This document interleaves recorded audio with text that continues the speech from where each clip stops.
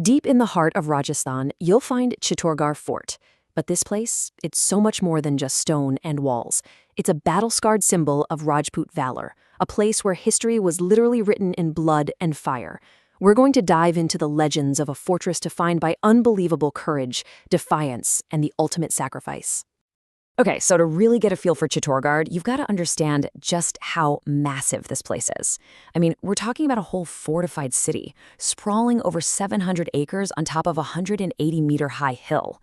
It's the biggest fortress in Rajasthan, and that size alone was a huge statement of power, a clear message to anyone watching that it was built to last. You know, for centuries, people have called Chittorgarh the land of the brave. And that's not just some catchy nickname. It's a reputation that was earned through countless acts of courage against absolutely impossible odds. Every single stone in this fortress has a story of defiance to tell. And today, we're going to listen. So here's how we're going to break it down.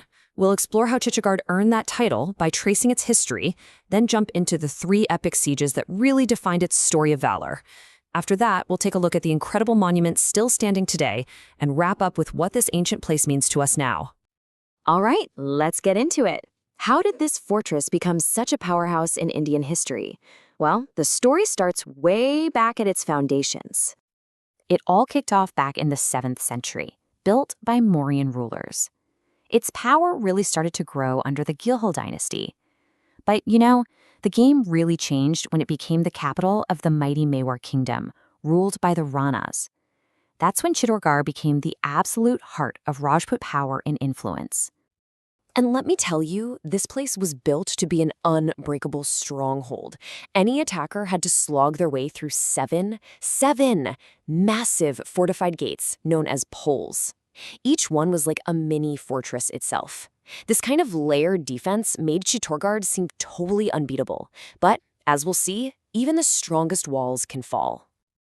And it's in those moments, when the walls were breached, that the legend of Chittorgarh was really forged in fire.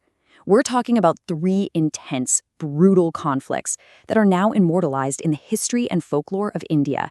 They are what define this fort's story of valor forever. So 3 major sieges, 3 incredibly powerful invaders, and 3 moments that would seal Chittorgarh's fate. First up, in 1303, you have the Sultan of Delhi, Ala ad-Din Khilji.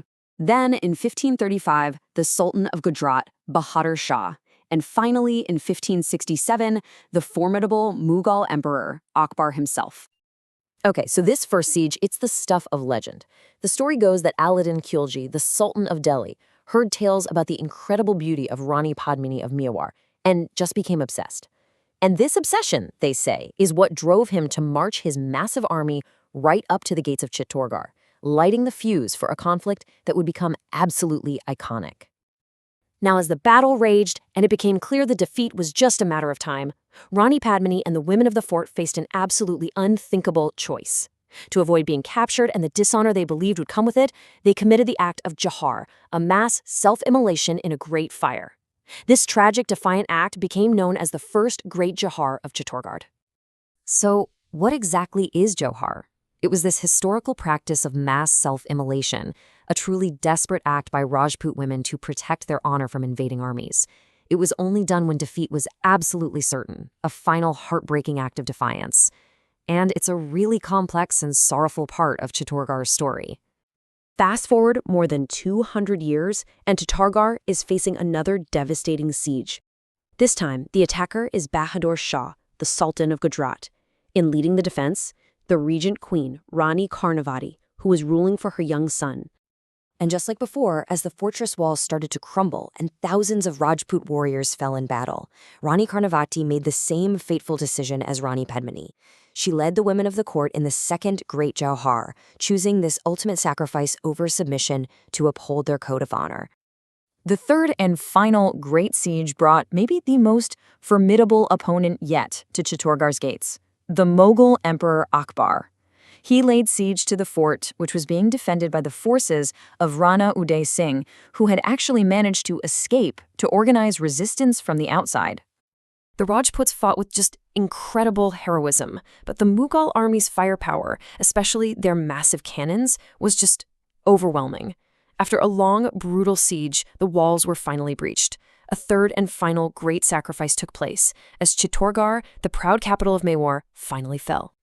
You know, the stories of these sieges aren't just tales you read in a book. They are literally etched into the stones of the fort itself.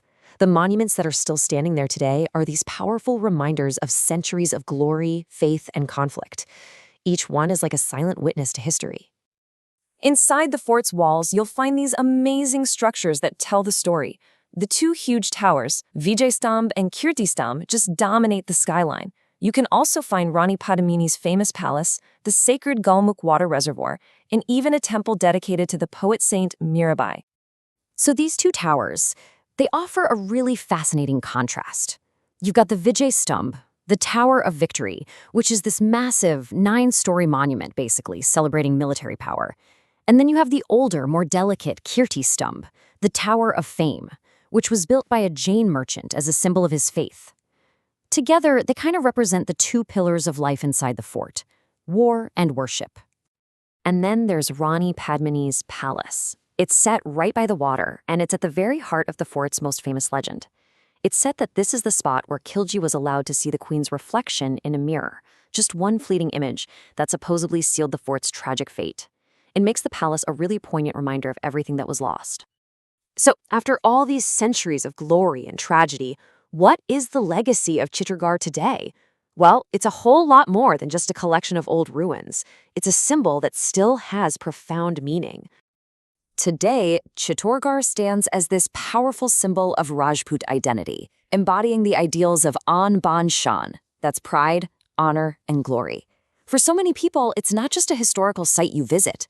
It's almost like a pilgrimage, a place to connect with this incredible legacy of courage and profound sacrifice. There's an old saying that just perfectly captures the spirit of this place. It goes, Chittor is not just a fort. It is the land of heroes who sacrifice their lives for honor. And really, that is the enduring legacy of Chittorgarh. You know, the story of Chittorgarh is all about extreme choices, about honor and defiance when facing impossible odds. And it kind of forces us to ask ourselves, in a world that's so different from theirs, which stories from history still inspire us? And what do they teach us about those timeless values of courage and sacrifice?